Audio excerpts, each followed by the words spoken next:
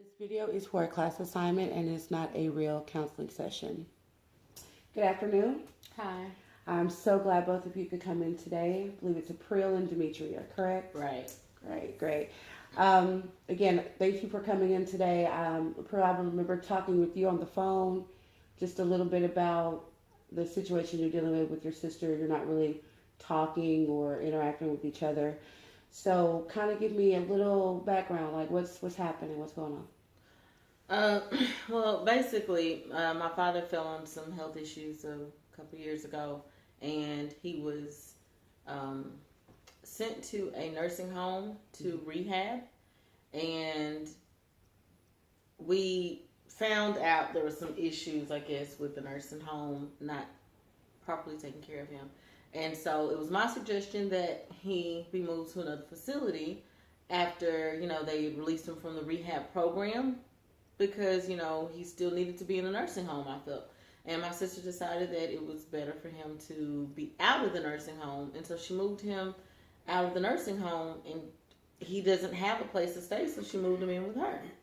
And she thinks that I don't pull my weight with helping her with my father, so we just have this horrible relationship. Okay. He was taken from the nursing home because they were mistreating him. It wasn't because I just decided. Well, I'm here. She's not. Well, I understand so that. She doesn't know what's going on unless I tell her. Okay. It's not like she calls the nursing home and says, "Hey, what's going on with my dad?" But and like they're going to tell the truth. They would tell me. The 2 or 3 times you have called during the year, they did tell me you called. Okay. All right, so your father lives with you, and he's still dealing with the health issues, I'm assuming. Yes. And you have to be gone for work or? Yes. Work, okay. So why do you feel she doesn't pull her weight, so to speak, when it comes to your father? If she has to work, or your work makes you travel, I'm assuming. A lot, yeah. So she's just a spoiled brat. Mom and Dad took very good care of her. And she doesn't care. And where's your mother right now? A few years ago, my mom and my dad, they got a divorce, and she just left. And we haven't heard from her since. No communication at all? Yeah. Okay. What was the relationship like with her? Like, did y'all have a good relationship with her at all? Or? Growing up, we were, we had a normal mother-daughter relationship, but I think we were both always much closer to our father. And that's probably why when she left, she didn't think that it was going to bother us, I guess, with her leaving and never coming back. Okay. Was your relationship with Mom, was it good? Was it the mother-daughter relationship? I was her mother. Oh. I was too busy helping her do things. Okay. So you had a pretty good relationship with your parents growing up. So they spoiled her rotten. What was your relationship like with Mom and Dad? Like, before she was born, was it maybe different? Were you close with them before your sister was born? And then she was the only child then, so a little bit. But, the princess came. And you feel resentment for that? I feel resentment because the princess won't come and help take care of her father, who has taken care of her all her life and still does, even in his illness. Okay. So, it's kind of obvious that we have more issues than just with the situation with your dad. Because if you guys had a functioning relationship, this really wouldn't cause you two to feel so much animosity between each other. You know what I mean? If the relationship you shared prior to this was harmonious. So there has to be some other things that we're not seeing or that we need to look into on why you two don't have a sisterly bond that would be common in a family. You two don't look that far in age, so what was your relationship like when she was born? Like, were you happy? Were you sad? Like, were you excited to have a sister? I was not. I wanted a brother. What a brother. So I basically never had a chance. You know what I mean? Okay. Because from the moment I was born, she didn't like my existence. Like, and I can't help that. So she basically hates me for something that I have no control over. The pure fact that I exist. You said a few times. You said a few times she was spoiled.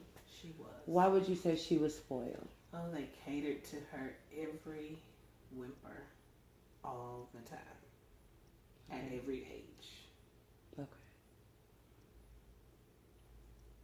All she had to do was give them the puppy dog eyes, and they ran to her beck and call. Once again, that's not something that I can control. You know, I mean, I did what a child would do. If a child wants something, they're going to ask for it. The parent says no. The child's going to say please. I can't help that they gave in, you know, a time or two to something that I wanted. That's them. Okay. So do you feel like they didn't treat you guys equally? I feel like she needs to come home and take care of her father. Okay. Help. Nobody asked for her dollars. I make money on my own. But she needs to come and spend time with him since she feels like his health is so debilitating that he's going to leave us any day now. She should come home and spend some time with him. Okay. So we're back to your father's situation. Because that's what this is about. Do you understand what her stance is on the situation with your father? Do you understand why she feels the way she feels about the situation? Well, it's not just that she wants me to come and visit. Like, she wants me to be available to do things. And I feel like if I come and I visit my father, I want to just visit him. I don't want to, you know, come and have to change a bedpan or change a bandage strip or change the bedding. Or, you know, I don't want to do that. And so I asked her to please just let me pay for somebody to come in and to take care of his daily needs around the clock so that she and I can both have, you know, the time that we need to do other things. She's stressed out, and I know she is. And I've asked her, let me pay for the nurse. Let me pay for this. Let me pay for this program. And she won't. You know, I mean, she's unrelenting with it. You know, like, it's always about me, and I don't do enough for my father. And so then, because he's there at her house, yes, I visit him even less now because if I go over there, it's nonstop. I have to hear this nonstop. And the princess talk. Everything is the princess. Like, I just think it's so immature. I understand her stance. I can appreciate her point of view, okay? Her opinion that I should be there to visit my father more. Or I can even see her opinion that she doesn't want to put him in another nursing facility. But she could at least understand my stance as equally and try to meet me in the middle. If the most I can do is come visit him when I can and then give her monetary, you know, support to make sure that he has what he needs, I don't see why that's a problem. He has what he needs. Nobody said he didn't have anything. I didn't say that you're not He providing. needs his daughter. Okay. So she says she understands where you're coming from with the whole father needing her to be around more situation.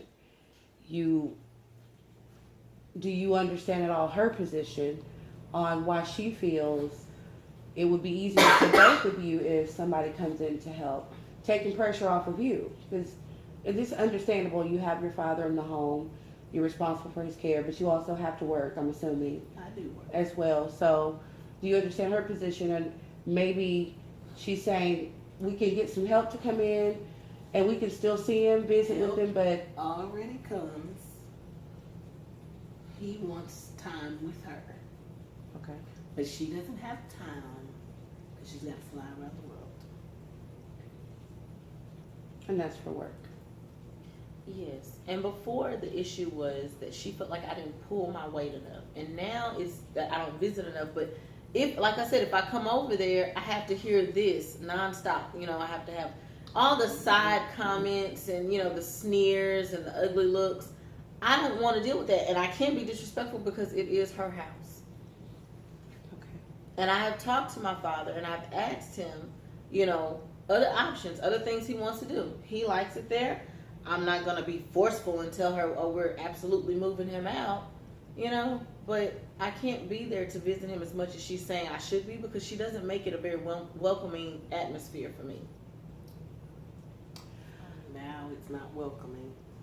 No, with your comments and your sneers and your side looks, like it's not A welcoming. moment ago was because I've got to be gone for work. I'll give I you do have to be gone for work, but when I come to see him, I have to keep my visit short, or sometimes there are times where I come to town and I could probably see him more than I do, but I don't because I have to deal with this attitude. Okay.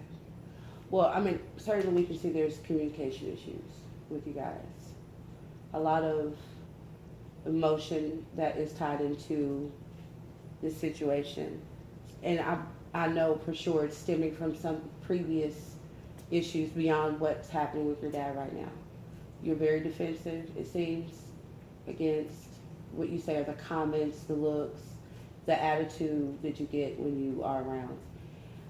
You seem defensive about her not being, I guess, the loyal daughter you feel like she should be, considering so much attention was given to her when she was growing up. You think she should reciprocate that back to your father. And that's completely understandable.